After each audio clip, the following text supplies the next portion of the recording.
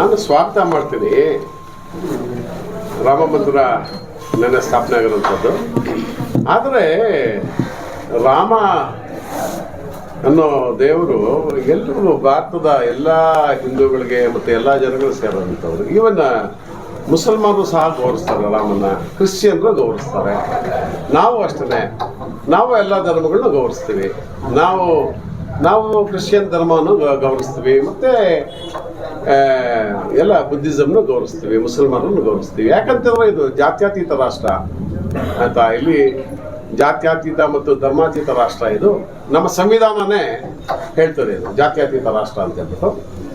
ಆದರೆ ಇಲ್ಲಿ ಏನಾಗ್ತಾ ಇದೆ ಅಂತಂದರೆ, ನಿನ್ನೆ ಅಯೋಧ್ಯೆಯ ರಾಮಲಲ್ಲಾನ ಪ್ರತಿಷ್ಠಾಪನೆ ಕಾರ್ಯಕ್ರಮ ಇದು ದೊಡ್ಡ BJP ಕಾರ್ಯಕ್ರಮ ಅನ್ನೋ ರೀತಿಯಲ್ಲಿ ಬಿಂಬಿಸಿರುವಂಥದ್ದು ಇಡೀ ನಮ್ಮ ಭಾರತದ ನಮ್ಮ ವಿವೇಕಾನಂದ ಜನಕ್ಕೆ ಎಲ್ಲರಿಗೂ ಸಹ ಸ್ವಲ್ಪ ಬೇಸರ ಆಗ್ತದೆ. ಬಿಟ್ಟರೆ ನಾವು ಸ್ವಾಗತ ಮಾಡ್ತೀವಿ.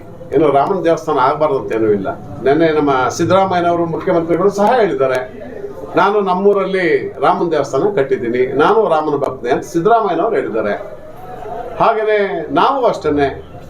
ನಾವು ಯಾಕಂತಂದರೆ ಇದನ್ನ ಒಂದು ರಾಜಕಾರಣಕ್ಕೆ ಉಪಯೋಗಿಸ್ಕೊಳ್ಳೋಂಥದ್ದು, ಧರ್ಮನ ರಾಜಕಾರಣಕ್ಕೆ ಉಪಯೋಗಿಸ್ಕೊಳ್ಳೋಂಥದ್ದು, ದೇವ್ರನ್ನ ರಾಜಕಾರಣಕ್ಕೆ ಉಪಯೋಗಿಸ್ಕೊಳ್ಳೋಂಥದ್ದು ಇದು ಸಂವಿಧಾನಿಕ ವ್ಯವಸ್ಥೆಯಲ್ಲಿ ಇದು ಸರಿ ಹೋಗೋದಿಲ್ಲ. ಇದು ಯಾಕಂತಂದರೆ ಇಂಡಿಯಾ ಇದು ಭಾರತ ದೇಶ, ಇದು ಸಮಗ್ರತೆಯಲ್ಲಿ ಏಕತೆ ಇರುವಂಥದ್ದು, ವಿವಿಧತೆಯಲ್ಲಿ ಏಕತೆ ಇರುವಂಥ ರಾಷ್ಟ್ರ ಇದು ನಮ್ಮ ಭಾರತ ಅಲ್ವಾ.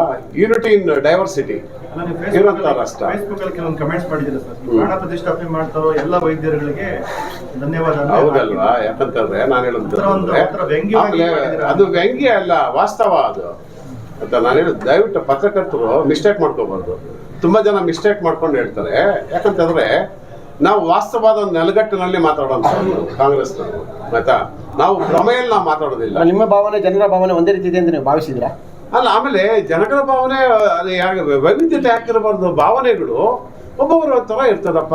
ಇವಾಗ ನಾನು ಬುದ್ಧನ ಪ್ರೀತಿ ಮಾಡ್ತೀನಿ ಆಯ್ತಾ, ನಮ್ಮನೆಯಲ್ಲಿ ಆಯ್ತಾ ವೆಂಕಟೇಶ್ವರ ಪ್ರೀತಿ ಮಾಡ್ತಾರೆ, ರಾಮನ ಪ್ರೀತಿ ಮಾಡ್ತಾರೆ ಅಲ್ವಾ. ಯಾಕಂದ್ರೆ ವಿಚಾರ ಇರಬಾರ್ದು ಅಂತೇನೆ ಇಲ್ವಲ್ಲ. ಯಾಕಂದ್ರೆ ವಾಸ್ತವ ನೆಲೆಗಟ್ಟಿನಲ್ಲಿ ಮಾತಾಡಬಾರ್ದು ಅಂತ ಇಲ್ವಲ್ಲ. ಒಬ್ಬೊಬ್ಬರು ಒಂಥರ ಅದನ್ನ ಆಮೇಲೆ ಅದು ವ್ಯಂಗ್ಯ ಅಂತ ಭಾವಿಸಬಾರ್ದು ಅದು. ಯಾಕಂತಂದ್ರೆ ಈ ದೇಶದಲ್ಲಿ ನಿಜವಾಗ್ಲೂ ಸಹ ಪ್ರಾಣ ಹೋಗ್ತಿರುವಾಗ ಏನಾದ್ರು ಪ್ರಾಣ ಉಳಿಸುವಂಥದ್ದು, ಆ ಕೆಲಸ ಮಾಡುವಂಥದ್ದು ಅದು ವೈದ್ಯರು ಅಂತ ನಾನು ತಿಳ್ಕೊಂಡು ಆ ದಾಟಿಯಲ್ಲಿ ಹೇಳಿದ್ದೇನೆ ಹೊರತು ಯಾವುದೇ ಜನಗಳಿಗೆ ಮನಸ್ಸಿಗೆ ನೋವಾಗಬೇಕು ಅನ್ನೋ ವಿಚಾರದಲ್ಲಿ ನಾನು ಹೇಳಲಿಲ್ಲ. ದಯವಿಟ್ಟು ಅಕಸ್ಮಾತ್ ಆ ಥರ ಜನಗಳಿಗೆ ಏನಾದ್ರು ನೋವಾಗಿದ್ರೆ ದಯವಿಟ್ಟು ಕ್ಷಮಿಸಿ. ಎಲ್ಲರೂ ಬೇಕು ನಮಗೆ ಆಯ್ತಾ. ಬಟ್ ತಾತ್ವಿಕ ಭಿನ್ನಾಭಿಪ್ರಾಯಗಳು ಬಹುತೇಕ ತುಂಬ ಅಡ್ಡುಗೋಡ ರೀತಿಯಲ್ಲೇ ಇದೆ ಕಾಂಗ್ರೆಸ್ಗೆ ಮತ್ತು BJPಗೆ. ಅದರಿಂದ ಬೇರೆ ಬೇರೆ ಅರ್ಥಗಳು ಕಲ್ಪನೆ ಮಾಡ್ತಾರೆ ಕೆಲವರು. ಅದಕ್ಕೆ ನಾವೇನು ನಮ್ಗೆ ಅರ್ಥ ಆಗ್ತಲ್ಲ ಸರ್ ಜನರಿಗೆ. ಹೇಳಿ ಏನು ನನ್ನ ನಿಲುವು ನಮ್ದು ಅಲ್ಲ. ಅದು ಏನಂತಂದ್ರೆ ಅದೊಂದು ವಚನಗಳ ಸಾಲನ್ನ ನಾನು ಅದನ್ನ ನಾನು ಉಲ್ಲೇಖ ಮಾಡಿದ್ದೀನಿ ಅಷ್ಟೇ ಆಯ್ತಾ. ನೀವು ಒಳ್ಳೆ ಕವಿ ಸರ್, ಜಿಲ್ಲಾಧ್ಯಕ್ಷರು ಸರ್ ಇಲ್ಲ ನಾನು ಅಲ್ಲಲ್ಲ, ಜಿಲ್ಲಾಧ್ಯಕ್ಷರಾಗಿ ನಾನು ಏನು ಮಾಡಬೇಕು, ಕಾಂಗ್ರೆಸ್ ಪರವಾದ ಕೆಲಸಗಳು ಏನು ಮಾಡಬೇಕು ಅದನ್ನೆಲ್ಲ ನಾನು ಮಾಡ್ತಾ ಇದ್ದೀನಿ ನಾನು. ಅದ್ರ ಜೊತೆಗೆ ನನಗೆ ಸ್ವಲ್ಪ ವೈಯಕ್ತಿಕವಾದಂಥ ಒಂದು ನಿಲುವುಗಳನ್ನ ಮತ್ತು ತತ್ವಗಳನ್ನ ಇಟ್ಕೊಂಡು ಬದುಕ್ತಾ ಇರುವಂಥದ್ದಲ್ಲ, ಅದಿಲ್ಲದೆ ನಾವು ಬದುಕೋಕ್ಕಾಗೋದಿಲ್ಲ.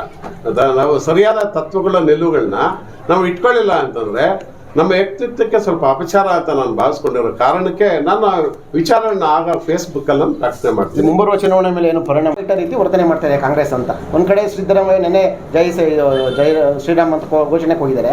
ನೋಡಿದರೆ ಇದಕ್ಕೆ ಕಾರ್ಯಕ್ರಮಗಳಿಗೆ ಹೋಗೋದಿಲ್ಲ, ರಜೆ ಕೊಟ್ಟಿಲ್ಲ ಅಂತ ಒಂದು ಕೆಲವರು ಭಾವನೆಗಳಿಗೆ ಧಕ್ಕೆ ಉಂಟು ಮಾಡಿದ್ದಾರೆ ಅಂತ ಆ ರೀತಿ ಇಲ್ಲ. ಆ ಥರ ಈಗ ನಮ್ಮ ಕಾಂಗ್ರೆಸ್ ಸರ್ಕಾರ ಏನಿರುತ್ತೆ ಅಂತಂದರೆ ಸ್ವಲ್ಪ ಜಾತ್ಯತೀತ ನಿಲುವುಗಳನ್ನ ಹೆಚ್ಚಾಗಿ ಒತ್ತು ಕೊಡ್ತೀವಿ ನಾವು. ಇದು ನಮಗನಿಸಿದೆ ಆಯ್ತಾ, ನಮ್ಮ ಕಾಂಗ್ರೆಸ್ ಪಕ್ಷಕ್ಕೆ ಅನಿಸಿದೆ. ಇದು ಏನಂತಂದರೆ ಇದು ಯಾವುದೋ ಒಂದು ಪಕ್ಷದ ವತಿಯಿಂದ ಆಗ್ತಾ ಇದೆ ಅನ್ನೋದು ಅಂತ ನಮ್ಮ ಕಾಂಗ್ರೆಸ್ಗೆ ಅನಿಸಿದ ಅನ್ನೋ ಕಾರಣಕ್ಕೆ ಆ ಥರ. ಅದು ಬಿಟ್ಟರೆ ಬೇರೆ ಏನೂ ಇಲ್ಲ. ಅವನ್ನ ರಾಮನ ದೂಷಣೆ ಮಾಡಬೇಕು, ರಾಮ ನಮ್ಮವನಲ್ಲ ಅನ್ನೋ ಉದ್ದೇಶ ಇಲ್ಲ. ರಾಮ ಯಾವತ್ತೂ ನಮ್ಮವನೇ ಅಲ್ವಾ. ನಿನ್ನೆ ಒಂದು ಸ್ಟೇಟ್ಮೆಂಟ್ ಹಾಕಿದ್ದೀವಿ ಸರ್, ನನ್ನ ಕ್ರೂಡನ ಮಾಡಯ್ಯ ಇಂದು ಕಣ್ಣು ಕಿವಿ ಬಾಯಿಗಳಿಗೆ ಹೌದು.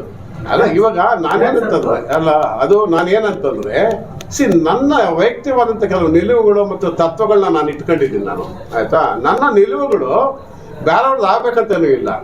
ನಾನು ಇವಾಗ ನನ್ನೆಲ್ಲ ಏನು ಮಾಡಿದೆ ಅಂತಂದ್ರೆ ನಾನು ಮನೆಯಲ್ಲೇ ಕೂತಿದ್ದೆ, ಎಲ್ಲೂ ಹೋಗ್ಲಿಲ್ಲ. ಸೊ ನಾನು ಎಲ್ಲದಕ್ಕೂ ರಜೆ ಕೊಟ್ಟಿದ್ದೀನಿ ಅಂತ ಅರ್ಥ ಅಲ್ವಾ. ಅಷ್ಟು ಬಿಟ್ರೆ ಬೇರೆ ಏನು ಅರ್ಥ ಇಲ್ಲ ಅದರಲ್ಲಿ. ನನ್ನ ಹೆಣವನ ಮಾಡಯ್ಯ ತಂದೆ, ನನ್ನ ಕುರುಡನ ಮಾಡಯ್ಯ ತಂದೆ ಅಂತ ಹೇಳ್ತಾರೆ. ಇವಾಗ ಬಾಯಿ ಮುಚ್ಕೊಂಡಿರುವಂಥ ನೀವು ಮಂಕೀಸ್ ನೋಡಿದ್ದೀವಿ, ಕಿವಿ ಮುಚ್ಕೊಂಡಿರುವಂಥ ಒಂದು ಮಂಕಿ, ಮತ್ತೆ ಕಣ್ಣು ಮುಚ್ಕೊಂಡಿರುವಂಥದ್ದು. ಅದೇನಂತಂದ್ರೆ ನಾನು ಕೆಲವು ವಿಚಾರಗಳನ್ನ ನನಗೆ ಇಡಿಸೋದಿಲ್ಲ ಅನ್ನೋ ಕಾರಣಕ್ಕೆ ಅದು ಸಂಕೇತ ಅಷ್ಟೇ, ಬಿಟ್ರೆ ನಾವು ಅದು ಸಂಕೇತಕ್ಕೆ ಆಗ್ತಾ ಹೋಗ್ಬೇಕಷ್ಟೇ. ನಿನ್ನೆ ಪ್ರಾಣ ಪ್ರತಿಷ್ಠಾಪನೆ ಕಾರ್ಯಕ್ರಮ ನಿಮ್ಗೆ ಇಷ್ಟ ಇಲ್ಲ ಅಂತ ಆಯ್ತಲ್ಲ ಈಗ ನಿನ್ನೆ ಓವರ್ ಆಗಿ ಹೇಳೋದಾದ್ರೆ? ನನ್ಗೆ ಇಷ್ಟ ಇಲ್ಲ ಅಂತಲ್ಲ, ನಾನು ಇದರಿಂದ ದೂರ ಇದ್ದೀನಿ ಅಂತ ಅರ್ಥ ಅಷ್ಟೇ. ಇಷ್ಟ ಇಲ್ಲ, ಅದು ಇಷ್ಟ ಇಲ್ಲ ಅಂತಂದ್ರೆ ನನ್ನ ಇಷ್ಟ ಅನಿಷ್ಟಗಳು ಕಟ್ಕೊಂಡು ಜನಕ್ಕೆ ನಾಗಬೇಕು.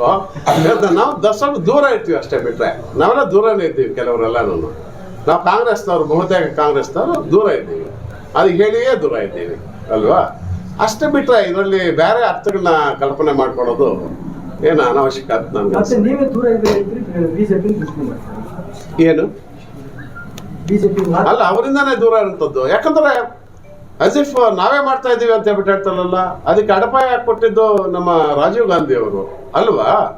ಇದೆಲ್ಲ ರಾಜೀವ್ ಗಾಂಧಿ ಅವರ ಒಂದು ಸಣ್ಣ ಸ್ಮರಣ ಸಹನ ಇಲ್ಲ ನೆನ್ನೆ ಅಲ್ವಾ. ಅಲ್ಲಿ ಏನು ಅದು ಕರಸೇವನೆ ಮಾಡುವಾಗ ಬಾಬರಿ ಮಸೀದಿ ಹೊಡೆದಾಗ ಎಷ್ಟೋ ಜನ ಪ್ರಾಣ ತ್ಯಾಗ ಮಾಡ್ಕೊಂಡ್ರು, ಅವ್ರ ನೆನಪು ಸಹ ಅಲ್ಲಿಲ್ಲ ಅಲ್ವಾ. ಅಲ್ಲಿ ಏನಾಗ್ತದೆ, ಬರೀ ಸೆಲೆಬ್ರಿಟೀಸ್ ಇಟ್ಕೊಂಡು ಕಾರ್ಯಕ್ರಮ ಮಾಡಿರೋಂಥದ್ದು.